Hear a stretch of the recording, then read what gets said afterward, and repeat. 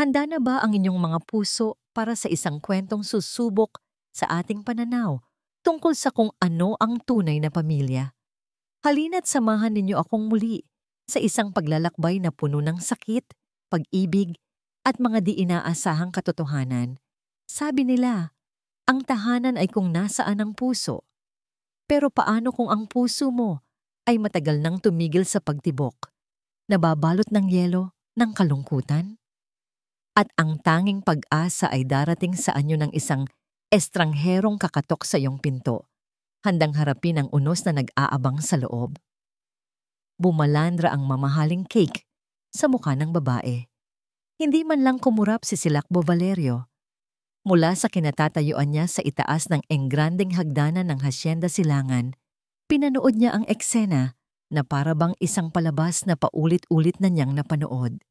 Ang puting icing na may disenyong mamahaling bulaklak ay dahan-dahang dumausdos sa pisngi ng pang-16 na aplikante para sa posisyon ng yaya. Mga demonyo!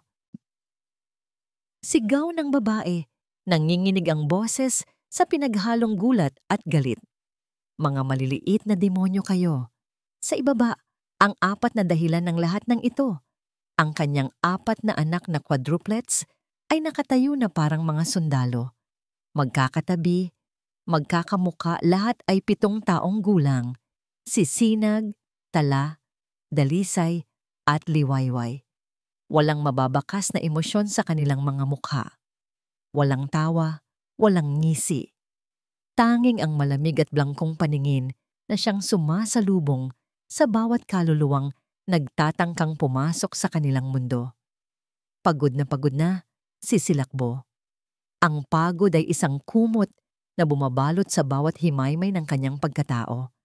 1 taon na ang nakalipas mula nang pumanaw si Luwalhati, ang kanyang perpektong asawa, at 1 taon na rin niyang sinusubukang pigilan ang pagguho ng kanilang tahanan. Ngunit sa bawat araw, mas lalong lumalaki ang mga bitak. Bumaba siya ng hagdan, hindi pinansin ang babaeng humahagulgol. Ang mga katulong ay mabilis na kumilos upang alalayan ito palabas. Sanay na sila. Lahat sila ay sanay na. "Sir," sabi ni Manang pacing ang kanilang mayordoma na may pag-aalala sa mukha. May isa pa pong aplikante. Ang panghuli na po sa listahan. Gusto na sanang umiling ni Silakbo. Gusto na niyang sumuko. 17. Isang numero na parang sumpa. Ngunit bago pa man siya makapagsalita, isang anino ang tumindig sa bukana ng malaking pinto. Ang pangalan niya ay Hiraya Lagdamio. Simple lang ang kanyang anyo, nakasuot ng puting blusa at maong na pantalon. Ang kanyang buhok ay nakatali lang sa isang simpleng ponytail. Walang alahas, walang kolorete. Ngunit may dala siyang kapayapaan na tila hindi nababagay sa impyernong pinasok niya. "Mr. Valerio?" tanong niya. Ang boses ay mahinahon. Tinitigan siya ni Silakbo mula ulo hanggang paa. "Hindi mo ba narinig ang sigaw kanina?" tanong niya. Ang boses ay kasing lamig ng marmol na sahig. 6 na aplikante ang pinatakbo ng mga anak ko ngayong araw lang. Anong nagtulak sa'yo na manatili pa? Hindi na tinag si Hiraya. "Narinig ko po," sagot niya. Pero hindi naman po galit ang narinig ko sa mga bata, kundi kalungkutan. Natigilan si Silakbo. Sa lahat ng mga psychologist, child experts at mga veteranong yaya na humarap sa kanya, ito ang unang pagkakataon na may nagsabi niyon. "Maupo ka." Utos niya. Iginiya ito patungo sa kanyang opisina. Ang interview ay mabilis at brutal. Bawat tanong ni Silakbo ay patalim, dinisenyo para sugatan ang kumpiyansa ng kaharap. "Bakit mo gustong magtrabaho sa isang impyerno?" "Dahil naniniwala po ako na kahit sa pinakamadilim na lugar, may mahahanap na liwanag," sagot ni Hiraya, diretsong nakatingin sa kanyang mga mata. "Ano ang alam mo sa pag-aalaga ng mga batang komplikado?" "Ang alam ko po ay walang batang ipinanganak na masama. Sila po ay mga salamin lamang ng mundong kanilang ginagalawan. Kung basag ang salamin, basag din ang kanilang nakikita." Isang sagot na muling nagpatigil kay Silakbo. Napatingin siya sa labas ng bintana, sa malawak na hardin na dating puno ng tawa ni Luwalhati. Ngayon, isa na lang itong lugar na walang buhay. Tumayo ka, sabi niya. Dinala niya si Hiraya pabalik sa sala kung saan naroon pa rin ang 4 na bata, nakatayo sa parehong pwesto, tila mga estatwang naghihintay ng susunod na bibiktimahin. Sinag, Tala, Dalisay, Liwayway, lumapit kayo. Utos ni Silakbo. Walang gumalaw. Tumingin lang sila kay Hiraya na para bang isa itong insekto na kailangan nilang durugin. Ngunit sa halip na matakot, isang bagay na di inaasahan ang ginawa ni Hiraya. Dahan-dahan siyang lumuhod para maging kapantay ng mga bata. Hindi niya sila tiningnan ng sabay-sabay. Ang kanyang mga mata ay napako sa isa sa kanila, kay Tala, na laging may bituin na clip sa buhok. Isang matamis ngunit may lungkot na ngiti ang sumilay sa labi ni Hiraya. Alam mo ba, bulong niya, sapat lang para marinig nilang lahat. Ang paborito kong bagay sa buong mundo ay ang mga bituin. Hindi niya hinintay ang sagot. Pero bakit malungkot ang mga bituin ngayon? Nakita ni Silakbo ang bahagyang pagbabago sa mukha ng kanyang mga anak. Isang kislap ng pagkalito sa mata ni Tala. Isang halos di mapansing pagkibot sa labi ni Sinag. Isang pag-urong sa likod ni Liwayway. Tumamayo si Hiraya at humarap kay Silakbo. Gusto ko po ang trabaho, Mr. Valerio. Tinitigan siya ni Silakbo ng matagal. May kung anong nag-uudyok sa kanya na bigyan ng pagkakataon. Ang babaeng ito, isang maliit, desperadong tinig sa loob niya. 1 linggo, deklara niya. Ang boses ay matigas at walang bahid ng anumang pag-asa. Bibigyan kita ng 1 linggo. Bigyan mo ako ng isang dahilan para manatili ka. Kung mabigo ka, umalis ka ng walang paalam. Tumango si Hiraya. Salamat po sa pagkakataon. Gabi na. Ang buong Hacienda Silangan ay tahimik. Sa loob ng kanyang opisina, nakaupo si Silakbo sa dilim, pinapanood ang mga security camera sa kanyang monitor. Isang gawin na niya ito gabi-gabi. Isang paraan para bantayan ang mga halimaw na nilikha ng kanyang kalungkutan. Pinindot niya ang fast forward. Inaasahan na makita ang karaniwang eksena. Ang mga bata na gumagawa ng gulo sa kanilang kwarto. Ngunit iba ang nakita niya. Sa monitor na nakatutok sa guest room kung saan pansamantalang natutulog si Hiraya, isang maliit na anino ang gumapang palabas mula sa kwarto ng mga bata. Si Dalisay, ang pinakatahimik sa 4. Dahan-dahan itong lumapit sa pinto ng kwarto ni Hiraya. Saglit itong huminto, tila nag-aalinlangan. Pagkatapos, may kinuha ito mula sa kanyang bulsa. Isang maliit na puting bulaklak, isang ligaw na bulaklak na tumutubo sa hardin. Maingat niyang inilagay ang bulaklak sa tapat ng pinto, sa sahig. Pagkatapos ay mabilis ngunit walang ingay siyang bumalik sa kanyang silid. Pinindot ni Silakbo ang pause. Tinitigan niya ang imahe sa screen, ang maliit na puting bulaklak sa labas ng pinto. Isang munting handog sa dilim. Isang lihim na mensahe.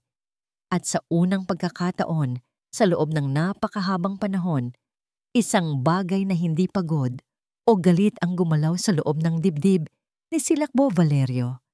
Isang bagay na halos nakalimutan na niya kung ano ang pakiramdam, pag-asa. Ang unang umaga ni Hiraya sa Hacienda Silangan ay sinalubong ng katahimikan, isang katahimikan na mas nakakabingi kaysa sa pinakamalakas na sigaw. Habang naglalakad siya sa pasilyo, pakiramdam niya ay bawat galaw niya ay pinapanood ng mga larawan ng isang magandang babae na nakasabit sa dingding. Si Luwalhati Arevalo Valerio. Ang perpektong asawa, ang perpektong ina, ang multo na naghahari pa rin sa mansyon. 1 linggo. Iyon ang ibinigay sa kanya ni Silakbo. 7 araw para patunayan na kaya niyang gawin ang hindi nagawa ng 16 na nauna sa kanya. Hinawakan ni Hiraya ang laylayan ng kanyang paboritong bestida, isang simpleng damit na may maliliit na dilaw na bulaklak.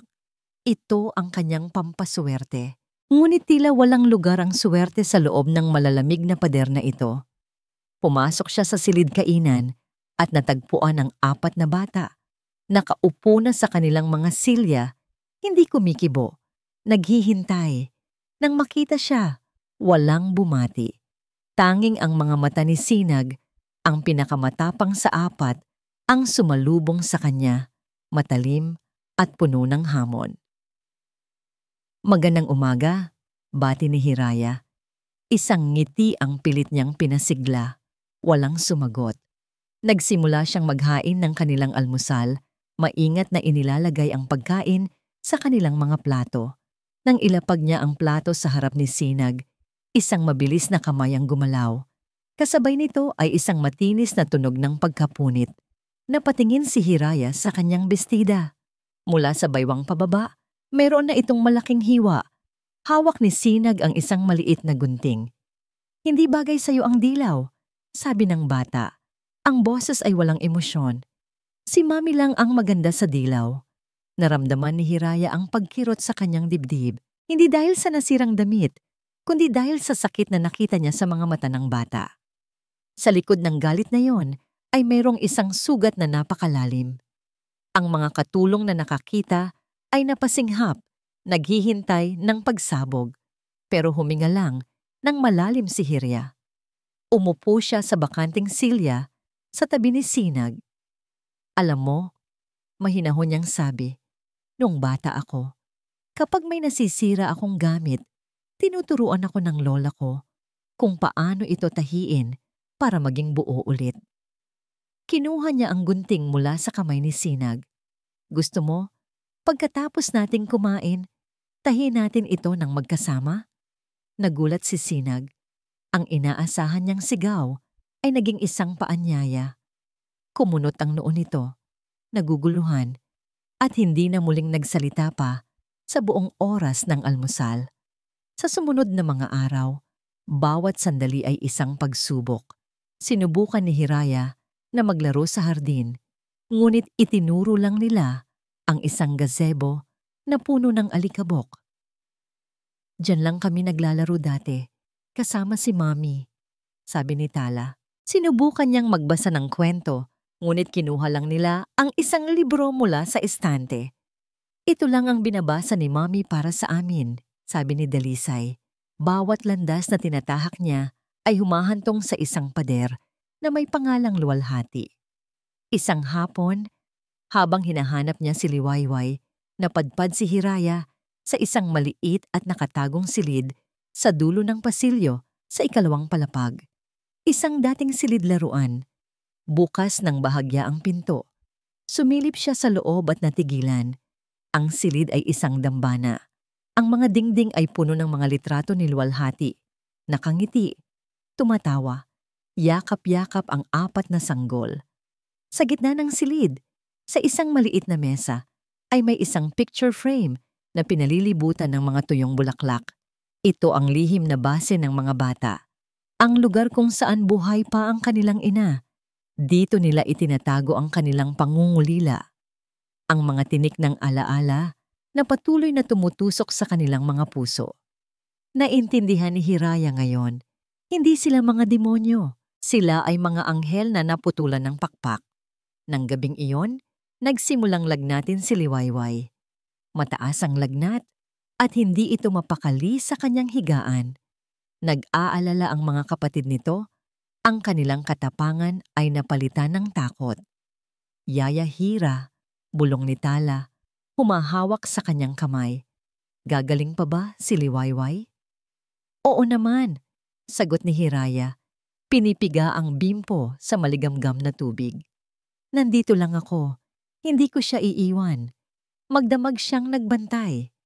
Habang ang buong bahay ay natutulog, si Hiraya ay nanatiling gising sa tabi ng kama ni Liwayway, walang tigil sa pagpunas sa maliit na katawan nito. Sa kalaliman ng gabi, sa gitna ng kanyang panaginip, nagsalita si Liwayway. "Mami!" Ungol ng bata. Mga luha ang dumadaloy sa kanyang mga pisngi. "Mami, ang sakit!" Parang piniga ang puso ni Hiraya. Dahan-dahan niyang niyakap ang bata. Ipinaghele ito sa kanyang mga bisig. "Shh! Nandito lang ako, anak," bulong niya. Hinahaplos ang buhok nito. Nandito lang ako." Hindi niya namalayan ng pagod. Hindi niya naramdaman ng antok. Ang tanging alam niya ay kailangan siya ng batang ito. Dinala siya ng pagod sa pagkakatulog. Nakaupo sa sahig. Ang kanyang ulo ay nakasandal sa gilid ng kama. Ang kanyang kamay ay mahigpit na hawak pa rin ang kamay ni Liwayway. Hating gabi na nang umuwi si Silakbo Valerio mula sa isang mahabang araw sa opisina. Ang inaasahan niyang madadatnan ay ang karaniwang katahimikan ng isang bahay na walang kaluluwa. Ngunit may ilaw na nagmumula sa silid ng mga bata. Dahan-dahan niyang binuksan ang pinto at natigilan siya sa kanyang nakita. Si Liwayway ay mahimbing na natutulog, payapa na ang paghinga. At sa tabi nito, sa sahig, ay si Hiraya, nakatulog sa pagod. Ngunit kahit sa pagtulog, ay hindi binitawan ng kanyang anak. Ang liwanag mula sa lampshade ay nagbigay ng isang malambot na sinag sa mukha ng dalawa. Isang eksena ng kapayapaan, isang eksena ng pag-aalaga na matagal na niyang hindi nakikita sa loob ng kanyang tahanan. Isang damdamin ang biglang bumuhos sa kanyang puso. Isang pamilyar na init, isang alaala ng mga gabing ganito rin dati. Isang pangalan ang kusang lumabas sa kanyang mga labi, isang bulong na dala ng hangin at ng pagod. Luwalhati, nagising si Silakbo sa kanyang opisina. Ang leeg ay naninigas dahil sa pagkakasandal sa mamahaling leather na upuan. Ang huling salitang binitawan niya kagabi ay umalingaw-ngaw sa kanyang isipan. Isang multo na ayaw siyang tantanan. Luwalhati. Napapikit siya ng mariin. Isang pagkakamali. Isang katangahan na dulot ng pagod at ng isang eksenang matagal na niyang hindi nakikita. Pinilit niyang iwaksi ang alaala. Si Hiraya ay si Hiraya, isang estranghero, isang empleyado na may isang linggong taning. Iyon lang. Bumaba siya para sa almusal, handa na ang sarili para sa karaniwang kaguluhan. Ngunit ang sumalubong sa kanya ay isang bagay na mas nakakagambala pa sa sigawan. Katahimikan. Hindi ang katahimikang dala ng pag-aaway, kundi isang payapang katahimikan. Sa hapagkainan, ang 4 niyang anak ay nakaupo ng maayos sa kani-kanilang silya. Ang kanilang mga kamay ay nasa ibabaw ng mesa. Walang naghahagis ng pagkain, walang nag-uumpisang magbangayan. Nakatingin sila sa kanilang mga plato habang si Hiraya, na nakasuot ng simpleng abuhin na bestida na may halatang tahi sa laylayan, ay mahinahong inilalagay ang sinangag sa bawat isa. Napansin ni Manang Pacing ang kanyang pagdating at ang matanda ay halos mabitawan ang hawak na pitsel ng orange juice. Ang gulat sa mukha nito ay hindi maipinta. Umupo si Silakbo sa kabisera ng mesa. Walang bumati sa kanya, ngunit wala ring nagpakita ng pagsuway. Kumain sila. Sa unang pagkakataon, sa loob ng 1 taon, ang tanging maririnig sa kanilang silid kainan ay ang tunog ng mga kubyertos na tumatama sa plato. Pinanood niya si Hiraya. Hindi ito umupo. Nakatayo lang ito sa gilid, isang mapagmasid na anino, handang umalalay kung kailangan. Nakita niya kung paano nito inabutan ng baso ng tubig si Dalisay bago pa man ito humingi.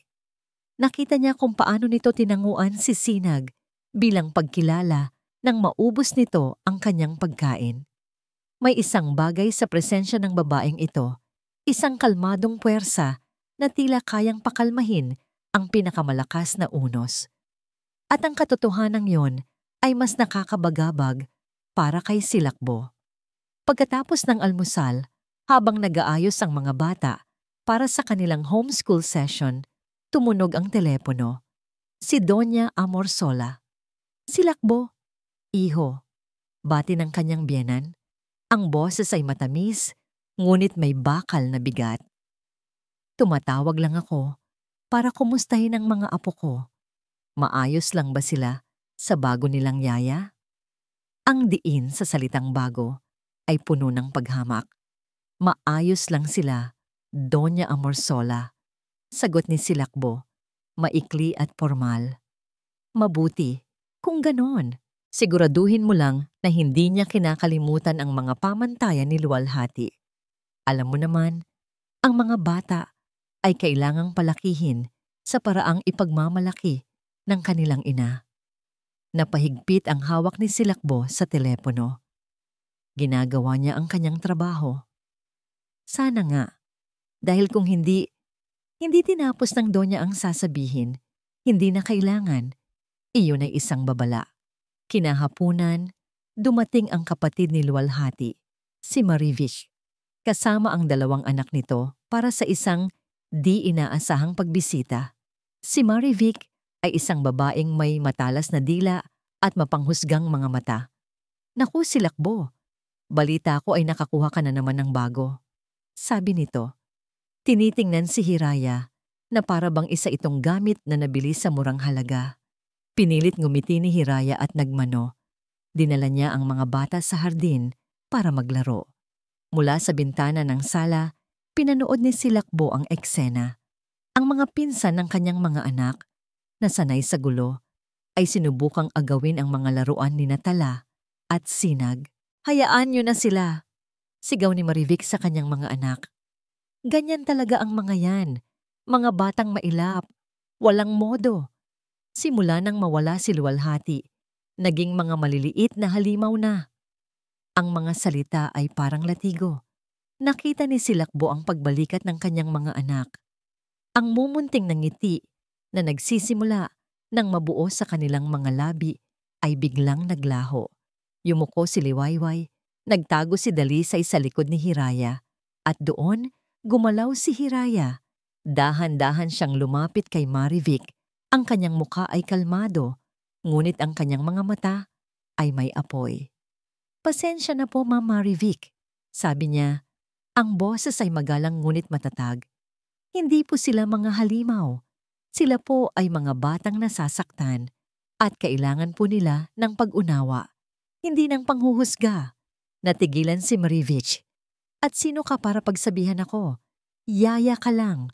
Bago pa man makasagot si Hiraya, narinig nilang lahat ang isang boses mula sa pinto. Isang boses na malamig, makapangyarihan, at pinal. Tama si Hiraya. Din lahat ay napalingon kay Silakbo. Nakatayo siya doon, ang kanyang mga mata ay nakapako sa kanyang hipag. Ang mga anak ko ay nasa pamamahay ko. Pagpapatuloy niya, bawat salita ay may bigat. At sa bahay na ito, hindi natin sila sinasaktan. Kung hindi mo kayang igalang iyon, malaya kang umalis. Ang pagkagulat sa mukha ni Marivic ay hindi mababayaran. Walang nagsalita. Sa gitna ng katahimikan, nagtama ang mga mata ni Silakbo at ni Hiraya. Nakita niya sa mga mata nito ang pasasalamat at pagtataka. At sa sandaling iyon, alam ni Silakbo na nagbago na ang lahat. Nang gabing iyon, matapos umalis ng mga bisita, pinuntahan ni Silakbo si Hiraya sa may hardin. Tahimik itong nagdidilig ng mga rosas ni Luwalhati. Tapos na ang 1 linggo, sabi ni Silakbo. Huminto si Hiraya sa kanyang ginagawa at humarap sa kanya. Naghihintay. Huminga ng malalim si Silakbo. Ikaw, pwede ka nang manatili. Iisang maliit na ngiti ang sumilay sa labi ni Hiraya. Ang unang totoong ngiti na nakita niya mula rito. Isang ngiti na tila kayang magpausbong muli ng mga natuyong bulaklak sa hardin. Ngunit bago pa man niya masabi ang anumang kasunod, biglang tumunog ang kanyang telepono. Isang pamilyar na numero. Kinabahan siya. Sinagot niya ito. Silakbo, anak, sabi ng boses sa kabilang linya. Si Doña Amorsola. Nag-empake na ako. Dadalaw ako sa mga apo ko sa darating na Sabado. Siguraduhin mong handa ang lahat. Ang tawag ay naputol. Ang mumunting init na nagsimulang mamuo sa dibdib ni Silakbo ay biglang nilamon ng paparating na unos. Napatingin siya kay Hiraya na ngayon ay nakatingin sa kanya ng may pag-aalala. Ang kanilang munting tagumpay ay tapos na.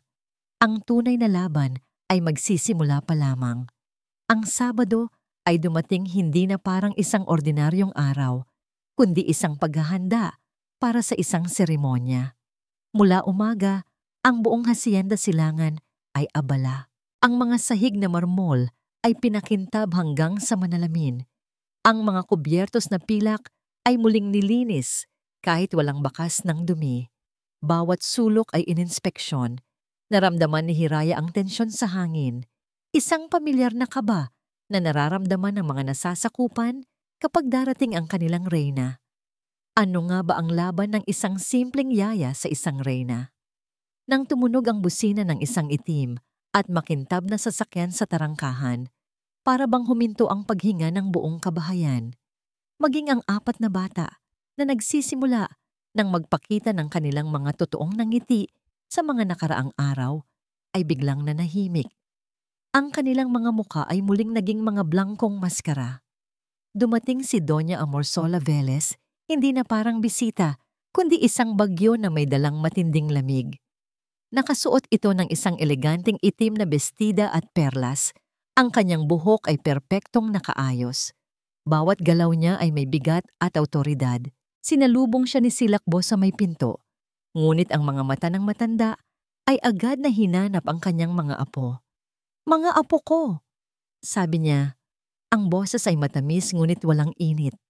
Niyakap niya ang bawat isa, ngunit ang mga yakap ay tila pormalidad lamang. Pagkatapos ay napako ang kanyang tingin kay Hiraya. Tiningnan siya nito mula ulo hanggang paa at sa isang sulyap na yon, naramdaman ni Hiraya na siya ay sinukat, tinimbang, at napatunayang kulang. "So, ikaw ang bago," sabi ni Doña Amorsola. Hindi man lang ito nag-abalang ngumiti. "Magandang hapon po," magalang na sagot ni Hiraya. Ang unang atake ay dumating sa anyo ng mga regalo. Naglabas ang Donya ng 4 na malalaking kahon. Sa loob ay mga mamahaling tablet at mga manikang gawa pa sa ibang bansa. Mga regalong sumisigaw ng karangyaan. Agad na nagliwanag ang mga mata ng mga bata, ngunit napansin ni Hiraya ang kanilang pag-aalinlangan. Tumingin sila sa kanya, tila humihingi ng pahintulot. "Kunin niyo mga apo. Regalo yan ni Lola," sabi ng Donya, kasabay ng isang matalim na tingin kay Hiraya. "Para hindi kayo nabuburyong sa mga simpleng laro lang." Ang pangalawang atake ay bahas personal. Habang naghahapunan, napansin ng Donya ang damit na suot ni Hiraya. Isang malinis na bestidang kulay asul. "Alam mo, Ija," sabi nito habang eleganteng hinihiwa ang kanyang pagkain. "Si Luwalhati, hinding-hindi siya magsusuot ng ganyang kasimpleng bagay. Bawat damit niya ay isang obra maestra. Dapat laging pinakamaganda. Dahil alam niyang iyon ang nararapat sa kanya." Naramdaman ni Hiraya ang pag-init ng kanyang mga pisngi. Naramdaman niya ang mga mata ng mga katulong sa kanyang likuran. Yumuko na lang siya at ipinagpatuloy ang pagkain, ngunit ang lasa ng pagkain ay biglang naging abo sa kanyang bibig. Sa buong pagbisita, walang tigil ang Donya sa pagkwekwento tungkol kay Luwalhati. Si Luwalhati na perpektong estudyante. Si Luwalhati na pinakamagaling na mangangabayo. Si Luwalhati na kayang magpatugtog ng piano na parang isang anghel. Ang bawat kwento ay isang patalim na lalong nagpaparamdam sa mga bata na sila ay anino lamang ng isang ina na hindi nila kayang pantayan. Nakita ni Hiraya ang epekto nito. Si Sinag ay muling naging palaban. Si Tala ay muling naging malayo. Si Dalisay ay halos hindi na kumikibo. At si Liwayway ay laging nasa bingit ng pag-iyak. Ang lahat ng pinaghirapan niya sa loob ng isang linggo ay unti-unting winawasak. Ang pinakamasakit para kay Hiraya ay ang panonood kay Silakbo. Nakita niya ang pagkunot ng noo nito sa bawat kwento ng kanyang biyenan. Nakita niya ang pagnanais nitong magsalita, ang pag-awang ng kanyang bibig para tumutol. Ngunit sa huli, mananatili itong tahimik.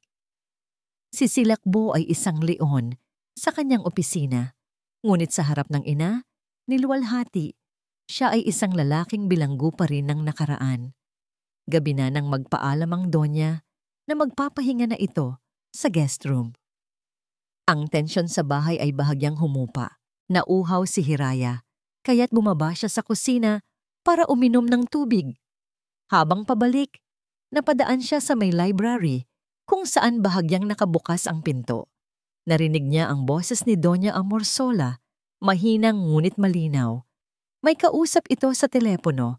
Hindi niya gustong makinig, ngunit ang mga salitang narinig niya ay nagpatigil sa kanyang paghakbang. "Opo, attorney," sabi ng Donya. "Simulan mo na ang proseso.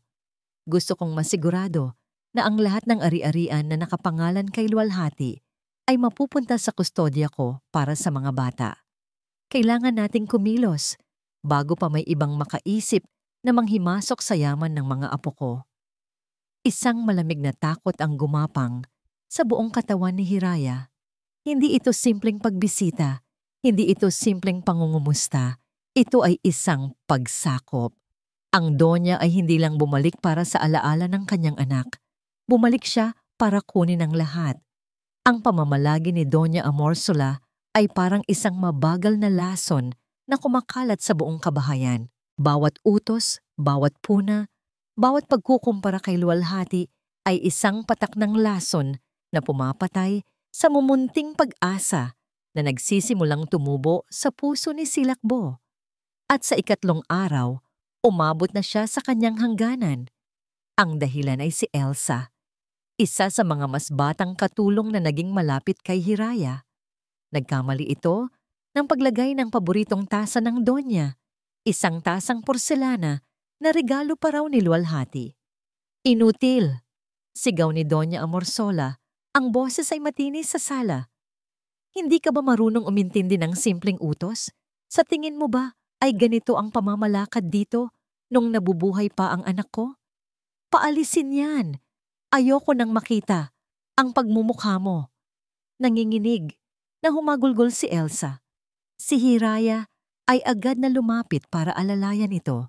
Ngunit bago pa man siya makapagsalita, isang boses ang dumagundong mula sa may hagdanan.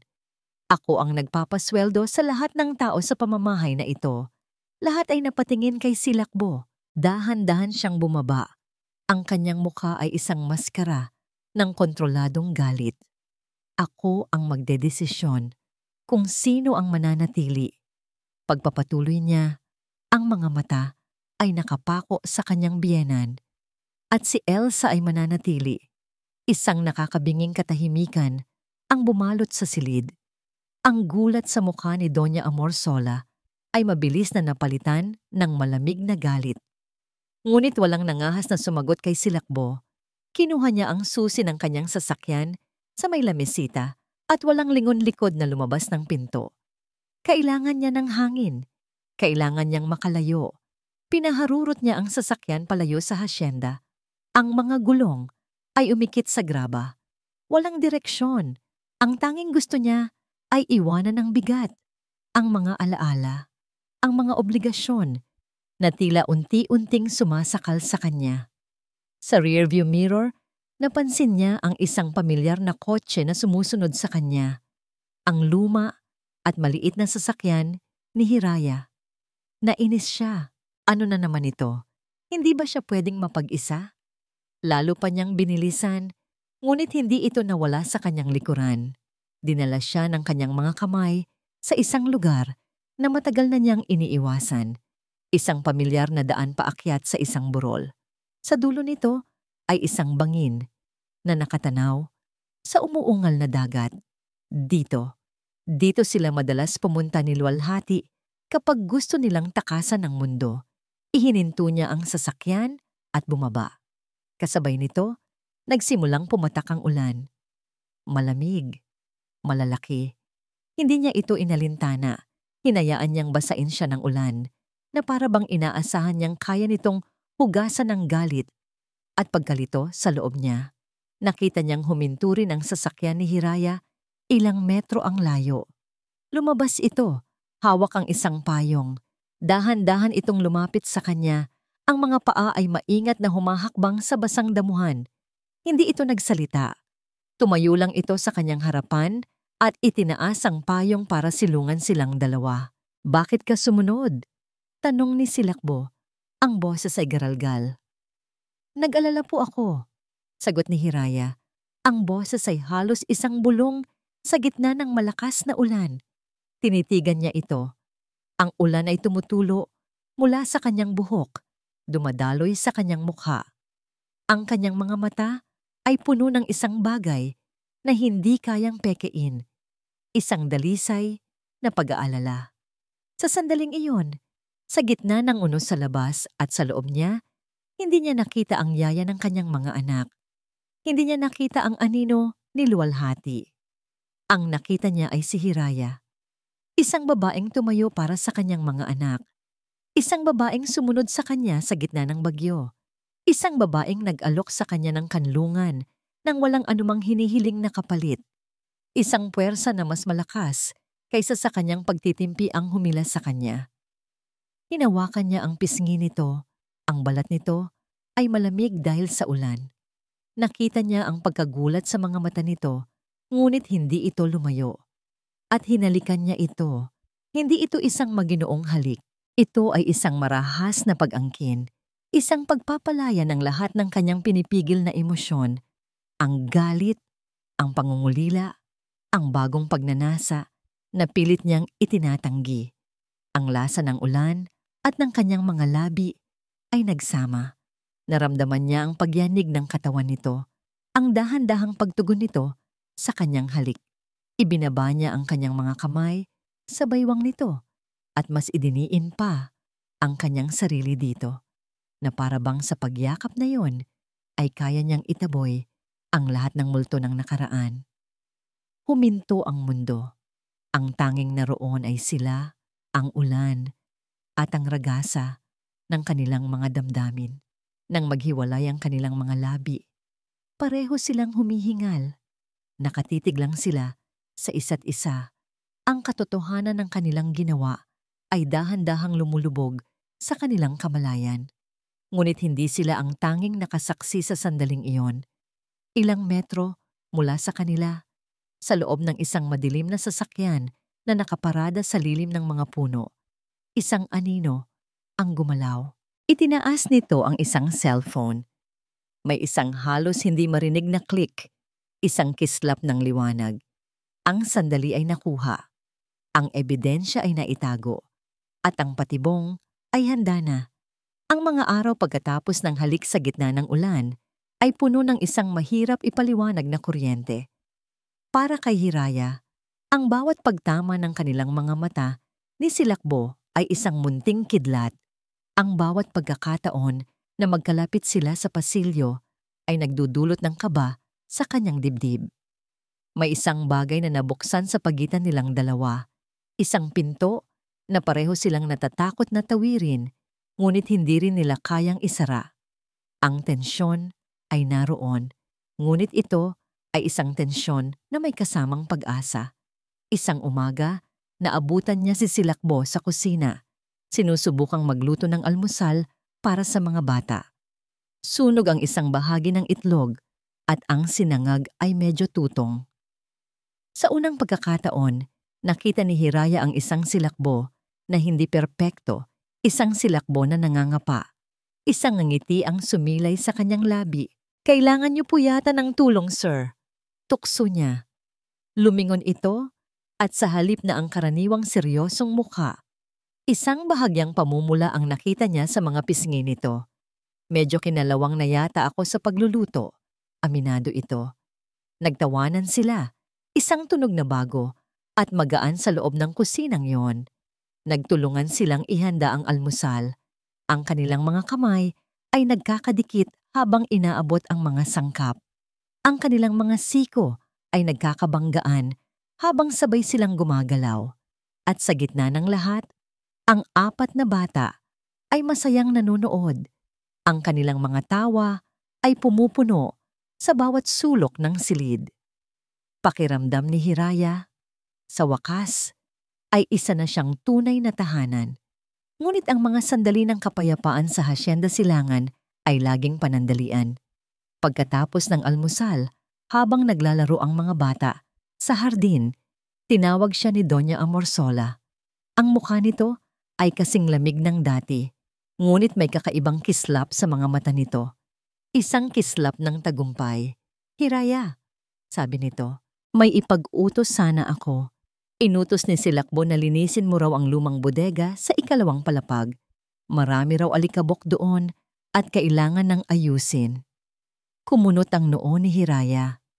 Kakausap lang niya kay Silakbo kanina at wala itong nabanggit. Ngunit sino siya para questionin ang utos ng Donya? "Sige po," sagot na lang niya. Ang bodega ay nasa dulo ng pasilyo, isang silid na bihirang buksan. Pagpasok niya, sinalubong siya ng amoy ng alikabok at lumang papel. Ang silid ay puno ng mga kahon at mga lumang kasangkapan na tinakpan ng puting tela na para bang isang libingan ng mga nakalimutang alaala. Sinimulan niyang maglinis, maingat na pinupunasan ang bawat bagay. Sa ilalim ng isang tumpok ng mga lumang libro, may isang bagay na nakaagaw ng kanyang pansin. Isang kahon na gawa sa kahoy na nara. May eleganteng ukit ng mga bulaklak. Hindi ito mukhang basura. Mukha itong mahalaga. Dahil sa pag-uusisa, binuksan niya ito. Sa loob, maingat na nakasalansan ang mga liham na nakatali sa isang lasong kulay ginto. Kumuha siya ng isa. Ang sulat ni kamay ay elegante, pambabae. Sulat kamay ni luwalhati. Ngunit ang mga liham ay hindi para kay Silakbo. Ang mga ito ay para sa isang lalaking nagngangalang Arturo. Mga liham ng pag-ibig, mga liham ng pagnanasa, mga liham tungkol sa mga lihim na pagkikita at mga pangarap na takasan ang lahat. Nanlamig si Hiraya. Ito ba ang perpektong asawa? Ang perpektong ina? Sa ilalim ng mga liham, may isa pang bagay, isang litrato. Kinuha niya ito. Sa litrato, si luwalhati ay nakangiti ng napakatamis. Ngunit ang lalaking nakaakbay sa kanya, ang lalaking humahalik sa kanyang buhok, ay hindi si Silakbo Valerio. Ito ay isang lalaking may pilyong ngiti at matangos na ilong. Si Kael Ilustre. Ang paraan ng pagkakatingin nila sa isa't isa ay hindi maipagkakaila. Ito ay pag-ibig. "Anong ginagawa mo?"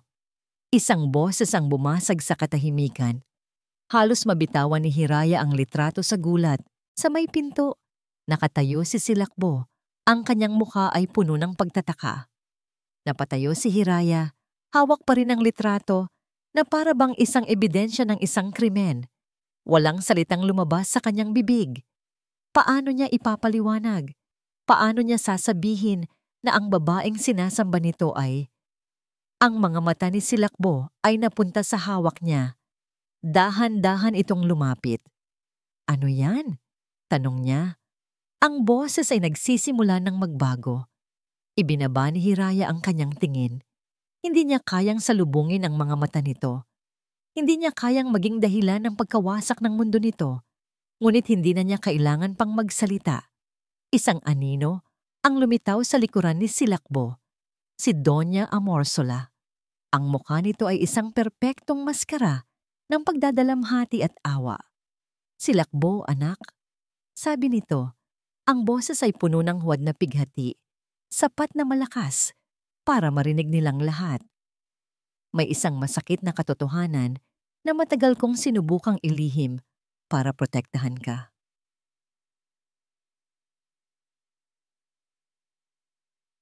Ang opisina ni Silakbo ay naging isang silid hukuman.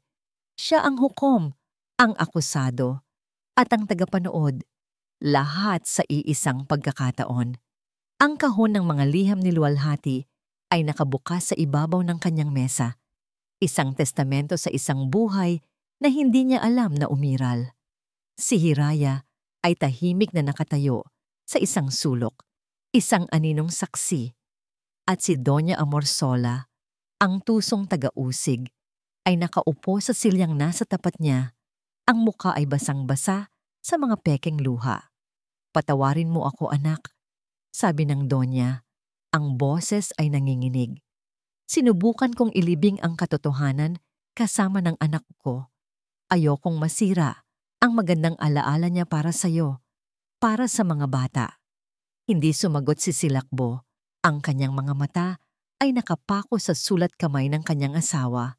Bawat salita ng pagmamahal para kay Kael Ilustre ay isang punyal na paulit-ulit na tumatarak sa kanyang puso. Ang mga alaala ay bumalik sa kanya na parang isang malakas na alon. Ang mga biglaang business trips ni Luwalhati. Ang mga gabing ginagabi ito ng uwi.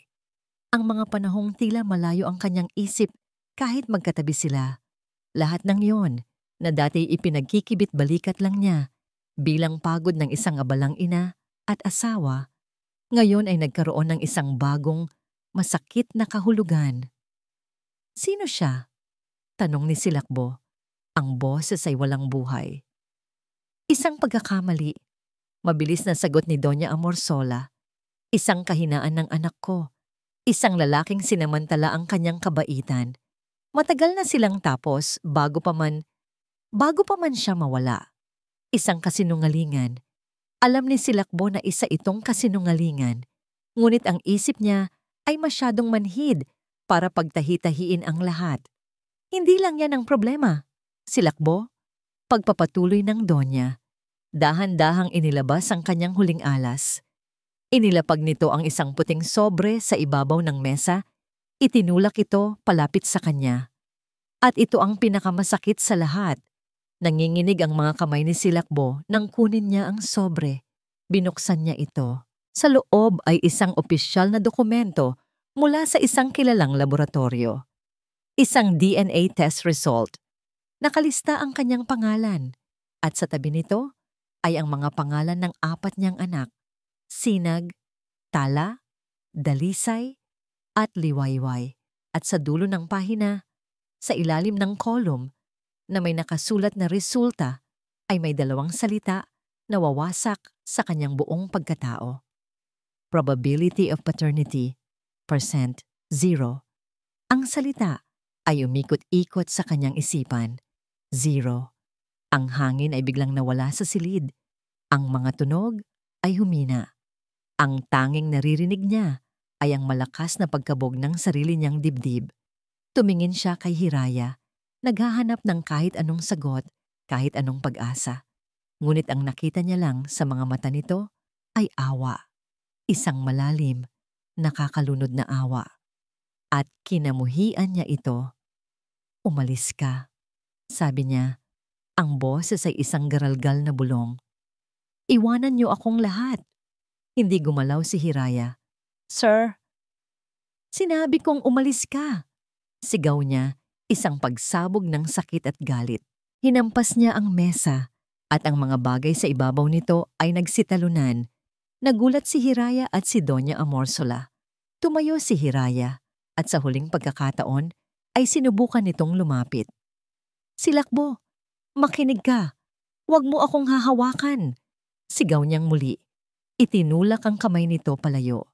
Ang pag-aalala sa mukha nito ay parang insulto. Ang awa nito ay parang lason. Walang nagawa si Hiraya kundi ang dahan-dahang tumalikod at lumabas ng silid.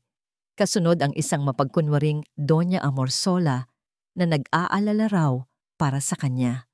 Naiwan si Silakbo sa katahimikan ng kanyang opisina, kasama ang mga piraso ng kanyang nawasak na buhay. Tumayo siya at lumapit sa monitor ng security camera. Sa screen, nakita niya ang silid ng kanyang mga anak. 4 na maliliit na katawan, mahimbing na natutulog, ang kanyang mga anak. O hindi, hindi pala kanya. Sa loob ng 7 taon, minahal niya sila. Pinalaki, inalagaan, ang bawat tawa, bawat iyak, bawat yakap. Lahat ba yon ay isang kasinungalingan? Ang pagmamahal na naramdaman niya, totoo ba yon? O isa lang siyang tau-tauhan sa isang perpektong dula na nilikha ni Luwalhati? Tinitigan niya ang mukha ni Sinag sa screen, ang tapang nito. Ang mukha ni Tala, ang pagiging malikhain nito. Ang mukha ni Dalisay, ang kahinhinan nito. Ang mukha ni Liwayway, ang tamis nito. Dati, nakikita niya ang sarili niya sa kanila. Ang kanyang mga mata, ang kanyang ngiti. Ngayon, ang nakikita niya lang ay ang mukha ng isang estranghero, ang mukha ni Kael Ilustre, ang mukha ng isang traidor. At sa unang pagkakataon, habang pinapanood ang mga batang pinag-alayan niya ng kanyang buhay, ang naramdaman ni Silakbo Valerio ay hindi pagmamahal, kundi isang malamig, nakakatakot na distansya, isang pader na biglang itinayo sa pagitan nila. At sa kabilang panig ng pader na yon, sa labas ng kanyang opisina, narinig ni Doña Amorsola ang isang tunog na matagal na niyang hinihintay. Ang tunog ng isang lalaking tuluyang nawawasak. Ang tunog ng isang basag na hikbi. Pagkatapos ay dumating ang tunog ng isang bote ng alak na binubuksan. Alam niyang nanalo na siya sa unang yugto. Ngayon, kailangan na lang niyang tapusin ang huling hadlang. Si Hiraya, 2 araw. 2 araw na ginawang impyerno ni Silakbo ang kanyang sarili sa loob ng kanyang opisina. Ang alak ang naging kanyang almusal, tanghalian at hapunan. Ang sakit ay naging kanyang nag-iisang kasama. Paulit-ulit niyang tinitingnan ang DNA result. Umaasa na sa bawat pagbasa ay magbabago ang mga salita. Ngunit hindi, 0%. Sa 3 araw, pumasok si Doña Amorsola. Hindi na ito umiiyak. Ang kanyang muka ay seryoso, puno ng pekeng pag-aalala. "Silakbo, anak," sabi nito. Ang boses ay mababa at nag-aalala. "Hindi ko gustong dagdagan pa ang sakit na nararamdaman mo, pero may kailangan kang malaman. Tungkol ito kay Hiraya." Nag-angat ng tingin si Silakbo. Ang kanyang mga mata ay namumugto at nanlalalim. Ang pagbanggit sa pangalan ni Hiraya ay nagdulot ng kakaibang kirot sa kanya. "Ano na naman?" tanong niya. Pagod. Inilapag ng Donya ang isang folder sa kanyang mesa. "May nagpadala nito sa akin kaninang umaga," sabi nito. "Isang concerned citizen," sabi niya. Binuksan ni Silakbo ang folder. Ang unang laman ay isang litrato. Isang litratong malinaw na malinaw. Siya at si Hiraya magkayakap sa gitna ng ulan. Ang kanilang mga labi ay magkadikit. Ang halik sa bangin. Biglang nanuyo ang kanyang lalamunan. Ang sumunod ay isang serye pa ng mga litrato. Si Hiraya na may kausap na isang lalaki sa may gate ng hasyenda. Isang lalaking pamilyar ang mukha. Ang lalaki, mula sa litrato, kasama ni Luwalhati. Si Kael Ilustre. Ang kanilang pag-uusap ay tila palihim. "Hindi ko ito maintindihan," bulong ni Silakbo, kahit na isang malamig na takot ang nagsisimula ng gumapang sa kanyang dibdib. "Tingnan mo ang huli," utos ng Donya. Ang huling papel ay isang kopya ng bank statement, isang transaksyon, isang malaking halaga ng pera na inilipat mula sa account ni Kael Ilustre patungo sa account ni Hiraya Lagdameo. Ang petsa ng transaksyon, 3 araw bago unang tumapak si Hiraya sa hasyenda. Bumagsak ang lahat ng piraso sa isipan ni Silakbo, ngunit ang nabuong larawan ay isang obra maestra ng panlilinlang na ginawa ni Doña Amorsola. "Isa siyang impostor, Silakbo," sabi ng Donya. Ang boses ay puno ng galit. Kinuntsaba siya ng Kael na, "Yan po, planado ang lahat. Pumasok siya dito para paikutin ka, para makuha ang tiwala mo, para sa huli. Kapag nalaman mo ang katotohanan tungkol sa mga bata, nandyan siya para saluhin ka at ang pera mo." Ang sakit na dulot ng pagtataksil ni Luwalhati ay napakalaki na. Ngunit ang sakit na ito, ang isiping ang nag-iisang taong nagbigay sa kanya ng pag-asa, ay isa palang ahas, ay higit pa sa kaya niyang dalhin. Sumabog ang lahat ng galit, sakit, at pagkalito sa loob niya. Naging isang nag-aapoy na puot. Tumayo siya. Dala-dala ang folder. Ang bawat hakbang niya palabas ng opisina ay mabigat.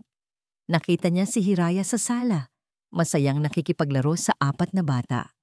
Ang eksena na dating nagbibigay sa kanya ng kapayapaan ay ngayon parang isang insulto, isang kasuklam-suklam na pagtatatanghal.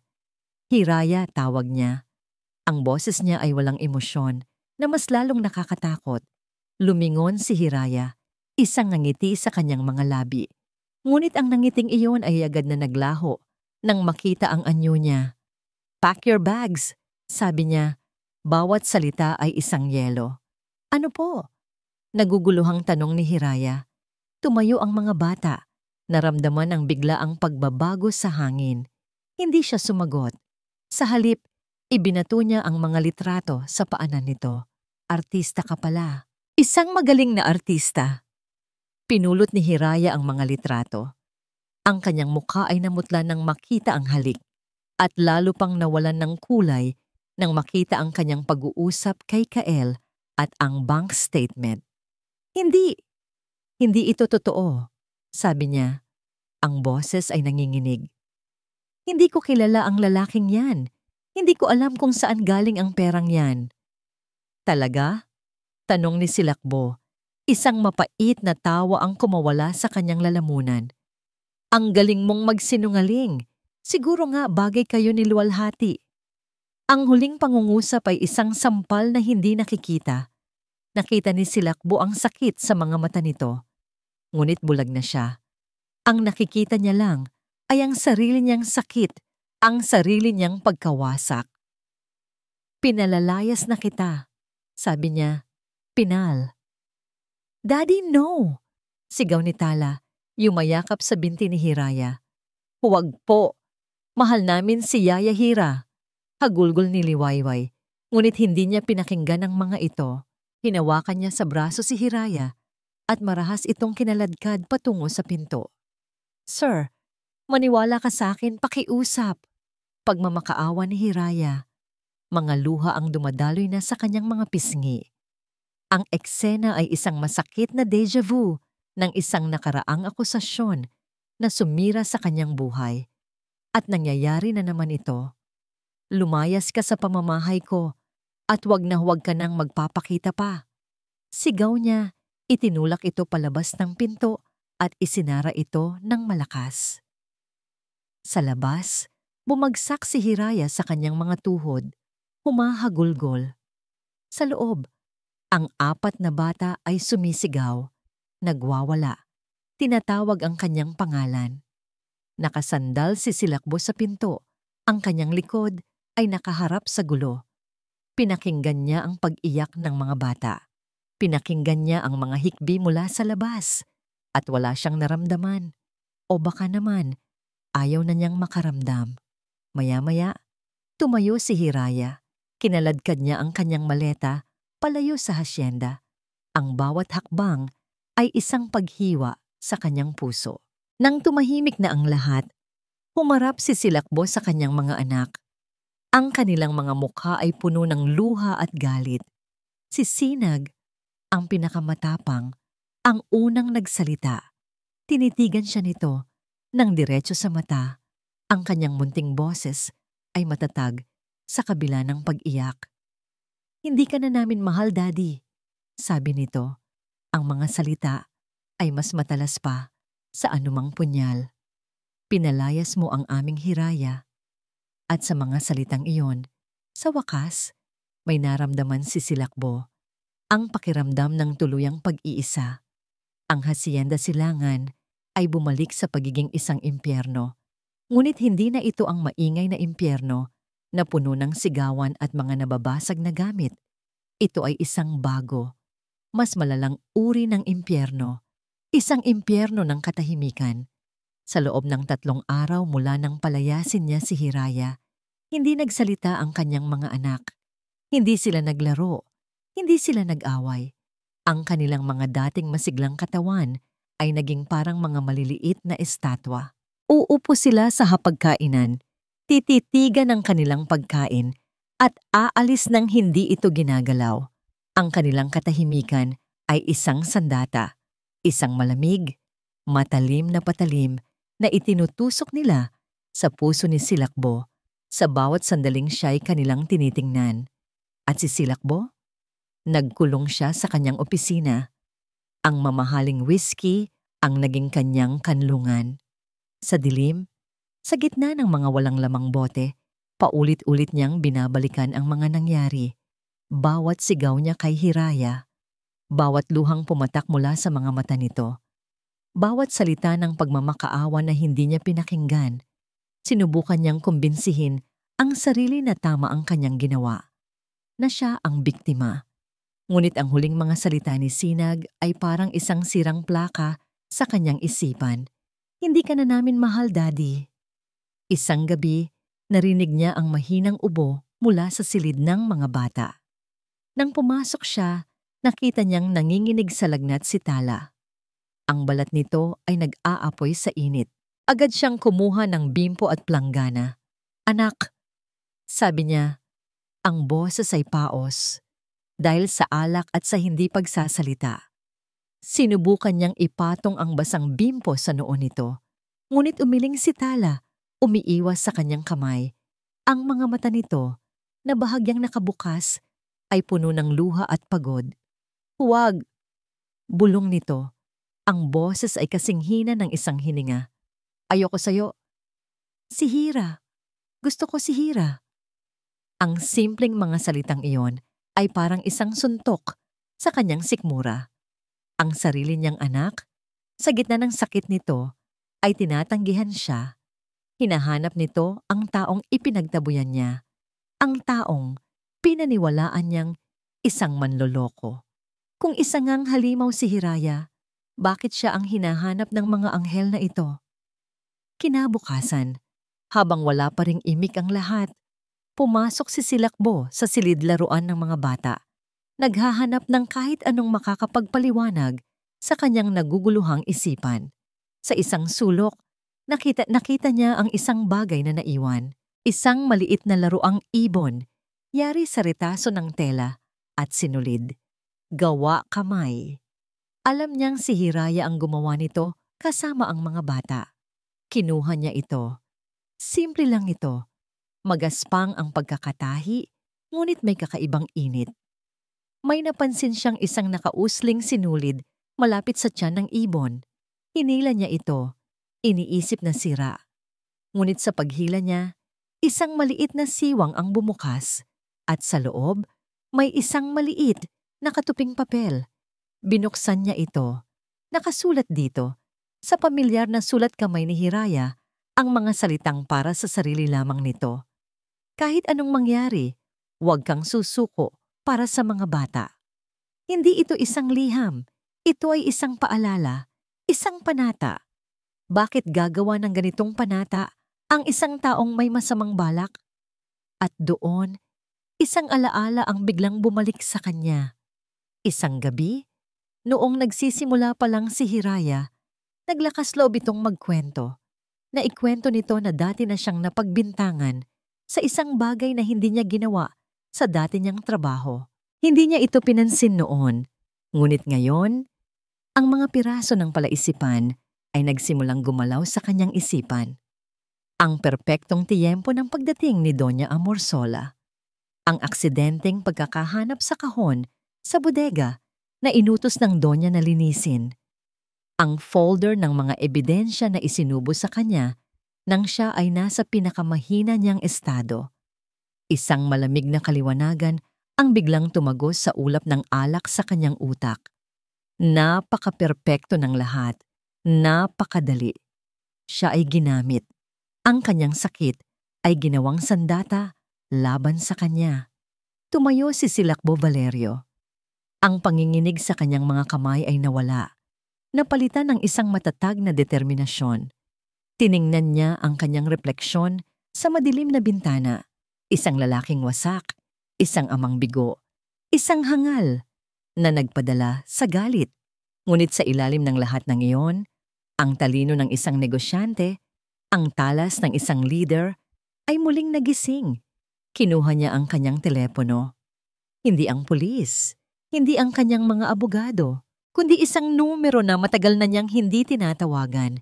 Isang pribadong investigador na may utang na loob sa kanya. Rico, sabi niya nang sagutin ang tawag. Ang kanyang boses ay kalmado na ngayon, ngunit may nakakakilabot na lamig. Kailangan ko ng pabor.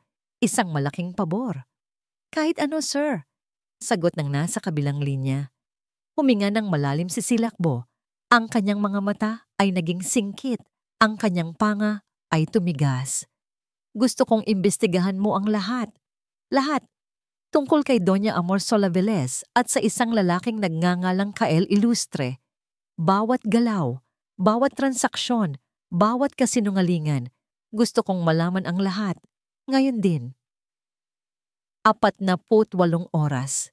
Iyon lang ang kinailangan ni Rico. Sa loob ng 2 araw, gumalaw siya ng mabilis at tahimik. At sa ikatlong umaga, habang si Doña Amorsola ay nag-aalmusal na parang reyna sa kanyang kaharian, tumunog ang telepono ni Silakbo. Nasa loob siya ng kanyang opisina. Hindi na siya umiinom. Ang kanyang isip ay matalas at nakapokus habang nakikinig siya sa mga sinasabi ni Rico sa kabilang linya. Bawat salita ay isang pako na lalong nagbaon sa kabaong ng mga kasinungalingan ni Doña Amorsola. Ang DNA test ay peke. Ang laboratoryong nakalista ay wala ng operasyon sa loob ng 5 taon. Ang bank transfer kay Hiraya ay totoo, ngunit hindi iyon galing kay Kael. Iyon ay ang huling sahod. At separation pay ni Hiraya mula sa dati niyang amo. Isang mayamang pamilya na pinagbintangan din siya noon. Isang pamilya na malapit na kaibigan ni Doña Amorsola. At ang pinakamatinding revelasyon, ang pagkamatay ni Luwalhati. Hindi ito atake sa puso habang natutulog. Ito ay isang car accident. Isang aksidente na nangyari sa isang malayong probinsya, hating gabi. At ayon sa police report na sinupil ng pera at kapangyarihan, may kasama si Luwalhati sa kotse. Isang lalaki, si Kael Ilustre, na nagtamo lang ng mga minor na pinsala. Sila ay papunta sa airport, may dalang mga maleta, handa ng magtanan. Ang perpektong asawa niya ay namatay habang tinatakasan siya. Pagkatapos ng tawag, umupo si Silakbo sa kanyang silya. Hindi galit ang naramdaman niya. Hindi rin sakit, kundi isang nakakapanghina na pagtanggap. Tapos na ang lahat ng pagluluksa para sa isang multo. Ngayon, oras na para harapin ang tunay na halimaw. Kalmado niyang tinawagan ang kanyang biyenan. Doña Amorsola, sabi niya, mayroon tayong pag-uusapan. Isang family meeting ngayong hapon, dito sa opisina ko. Tungkol saan? Tanong ng matanda. Tungkol sa kinabukasan ng mga bata, sagot ni Silakbo at ibinaba ang tawag. Nang hapong iyon, ang opisina ni Silakbo ay muling naging isang korte. Ngunit ngayon, malinaw na kung sino ang hukom at kung sino ang akusado. Ipinatawag din ni Silakbo si Kael Ilustre. Ang lalaki ay dumating na takot matapos siyang imbestigahan ng mga tauhan ni Rico. Anong ibig sabihin nito, Silakbo? Tanong ni Doña Amorsola, nararamdaman na ang panganib. Hindi sumagot si Silakbo. Sa halip inilapag niya ang isang folder sa mesa. Mas makapal kaysa sa ibinigay sa kanya ng Donya. Unang ebidensya, sabi ni Silakbo, ang boses ay malamig. Isang pekeng DNA result. Gusto niyo bang tawagan natin ang laboratoryong matagal nang sarado?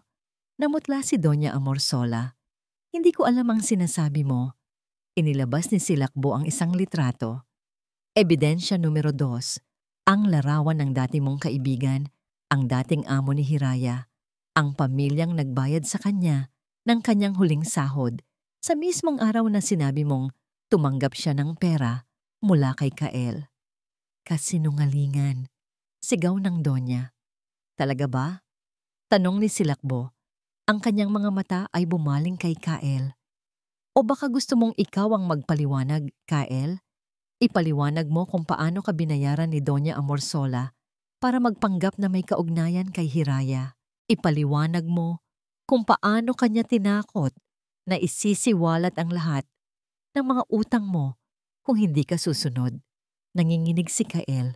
Tumingin siya sa Donya, humihingi ng tulong, ngunit wala siyang nakita.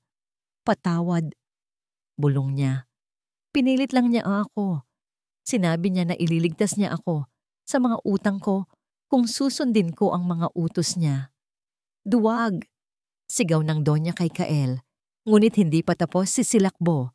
Inilabas niya ang huling papel, ang police report. At ang panghuli, sabi ni Silakbo, ang kanyang boses ay bumaba, puno ng bigat. Ang totoong kwento ng pagkamatay ni Luwalhati. Nang makita ni Doña Amorsoola ang dokumento, nawala ang lahat ng kanyang tapang. Ang kanyang mukha ay naging isang maskara ng purong puot at pagkatalo. Bakit? Tanong ni Silakbo. Pagkatapos ng lahat, bakit? At doon, lumabas ang tunay na kulay ng Donya. Ang kanyang pagkukunwari ay nawala, at ang natira ay isang matandang babaeng puno ng pait at galit. Dahil hindi ka nararapat para sa kanya, sigaw nito, ang boses ay basag. Mula pa noong una, alam kong isang pagkakamali ang pakasalan kanya. Kinuha mo ang anak ko, inilayo mo siya sa akin, at nang mawala siya, ang tanging paraan para manatili ang kanyang alaala, ang kanyang pamana, ay sa pamamagitan ng mga batang iyon. Sila ang dapat na sa akin, hindi sa'yo, at lalong hindi sa isang hamak na yaya na walang pinanggalingan. Sa wakas, naintindihan ni Silakbo ang lahat. Hindi ito tungkol sa pagprotekta sa alaala ni Luwalhati. Ito ay tungkol sa kontrol, tungkol sa kapangyarihan, tungkol sa isang pag-ibig na makasarili. Tumayo si Silakbo. Tapos na ang lahat. Tinitigan niya ang babaeng minsan niyang tinawag na ina. Wala ka ng anumang karapatan dito, sabi niya. Ang bawat salita ay pinal. Sa mga bata, sa pamana ni Luwalhati, sa bahay na ito, tapos na tayo. Tumalikod siya kay Kael. At ikaw? Umalis ka na at huwag ka nang babalik. Kinaladkad ng mga guwardiya palabas ang nagmamakaawang si Kael at ang sumisigaw na si Doña Amorsola. Nang sa wakas ay bumalik ang katahimikan, si Silakbo ay naiwang mag-isa. Ngunit sa pagkakataong ito, ang kanyang pag-iisa ay hindi na puno ng galit o sakit. Ito ay puno ng kalinawan. Alam na niya ang kailangan niyang gawin. Alam na niya kung sino ang kailangan niyang balikan. Hindi siya nag-aksaya ng panahon. Kinuha niya ang susi ng kanyang sasakyan. Hindi na niya inintindi ang kanyang kasuotan o ang kanyang magulong buhok. May isang tao siyang kailangang habulin. May isang pamilya siyang kailangang buuin. Habang pinahaharurot niya ang sasakyan, papalayo sa hasyenda, isang pangalan lang ang paulit-ulit na sinasambit ng kanyang isipan, ng kanyang puso, ng kanyang buong kaluluwa. Hiraya. Ang bayan ng pag-asa ay isang lugar na nabubuhay ayon sa pangalan nito. Simple lang ang mga bahay, masigla ang mga tao, at ang hangin ay sariwa. Para kay Silakbo Valerio na sanay sa malamig na karangyaan ng syudad, ang lugar na ito ay parang ibang mundo. Isang mundong mas totoo. Halos isang oras siyang nagpaikot-ikot, nagtatanong sa bawat taong makasalubong. Ang kanyang mamahaling sasakyan at gusot na damit ay agaw pansin. Pamilya Lagdameo po, yung anak nilang si Hiraya? Tanong niya sa isang matandang nagwawalis sa tapat ng isang maliit na tindahan. Ngumiti ang matanda. Si Hira. Andun lang sa bahay nila, iho. Dulo ng kalye na yan, yung bahay na may maraming tanim na gumamla. Nagpasalamat si Silakbo at dahan-dahang iminaneho ang sasakyan. Huminto siya sa tapat ng isang simpleng bahay na kahoy na papalibutan ng mga bulaklak. Sa may bintana, nakita niya siya. Si Hiraya, nakaupo sa isang silyang tumba, nagbabasa ng libro, ang kanyang mukha ay payapa. Sa isang sandali, nag-alinlangan si Silakbo. Anong karapatan niyang guluhin ang kapayapaang ito? Siya, na siyang sumira sa mundo nito. Ngunit ang alaala ng kanyang 4 na anak na naghihintay sa kanya ay nagbigay sa kanya ng lakas. Huminga siya ng malalim at bumaba ng sasakyan. Narinig ni Hiraya ang tunog ng mga yabag. Nag-angat siya ng tingin mula sa kanyang libro at ang kapayapaan sa kanyang muka ay napalitan ng pagkagulat. Ibinalik niya ang kanyang tingin sa libro na para bang isa lang siyang masamang panaginip. Hiraya, tawag ni Silakbo. Ang boses ay paos. Hindi ito sumagot. Hira, pakiusap. Lumapit siya hanggang sa makatayo sa harap ng bakod na kawayan. Kailangan nating mag-usap. Dahan-dahang isinara ni Hiraya ang libro. Tumayo ito at humarap sa kanya. Wala na ang takot sa mga mata nito. Wala na ang awa. Ang naroon ay isang malamig na pader ng sakit. Wala na tayong dapat pag-usapan, Mr. Valerio, sabi nito. Sinabi mo na ang lahat ng kailangan mong sabihin. Mali ako, sabi ni Silakbo. Ang mga salita ay hirap na lumabas. Mali ako sa lahat. Isa akong hangal. Isang duwag. Nabulag ako ng sarili kong sakit at hinayaan kong gamitin yon ng ibang tao para saktan ka. Para saktan tayong lahat. Hindi kumibo si Hiraya, ngunit nakita ni Silakbo ang bahagyang panginginig ng mga labi nito. Alam ko na ang lahat. Pagpapatuloy niya. Tungkol kay Doña Amorsola, tungkol kay Kael, tungkol sa lahat. Isinuko niya ang lahat ng kanyang pride. Walang anumang salita ang sapat para sabihin kung gaano ako nagsisisi. Pero nandito ako para humingi ng tawad. Hindi para sa sarili ko, kundi para sa kanila. Kinuha niya ang kanyang telepono at pinindot ang video call. Itinapat niya ito kay Hiraya. Sa screen, lumitaw ang 4 na malungkot na mukha. Hira? Bulong ni Tala. Yaya Hira, bumalik ka na po. Umiiyak na, sabi ni Liwayway. Sorry po, Daddy. Sorry po, Yaya Hira, sabi ni Dalisay. Ang kanyang mga mata ay namumugto. Si Sinag, ang pinakamatigas sa kanila, ay tumingin lang. Ngunit sa mga mata nito ay naroon ang isang pakiusap na hindi kayang bigkasin ng kanyang bibig. Sa pagkakita sa mga bata, sa wakas ay bumagsak ang pader na itinayo ni Hiraya. Ang mga luha na matagal niyang pinigilan ay sunod-sunod na pumatak. Winasak ko ang pamilya natin, Hiraya. Aminado ni Silakbo. Ang kanyang sariling mga mata ay nagsisimula na ring mamasa. Pakiusap, tulungan mo akong buuin ulit ito. Ilang sandali ang lumipas sa katahimikan. Pagkatapos, dahan-dahang lumapit si Hiraya sa may tarangkahan. Binuksan niya ito. Isang simpleng kilos, ngunit para kay Silakbo, iyon na ang pinakamahalagang paanyaya sa buong buhay niya. Makalipas ang ilang buwan. Ang Hacienda Silangan ay muling napuno ng buhay, ngunit hindi na ito ang buhay na pilit at perpekto.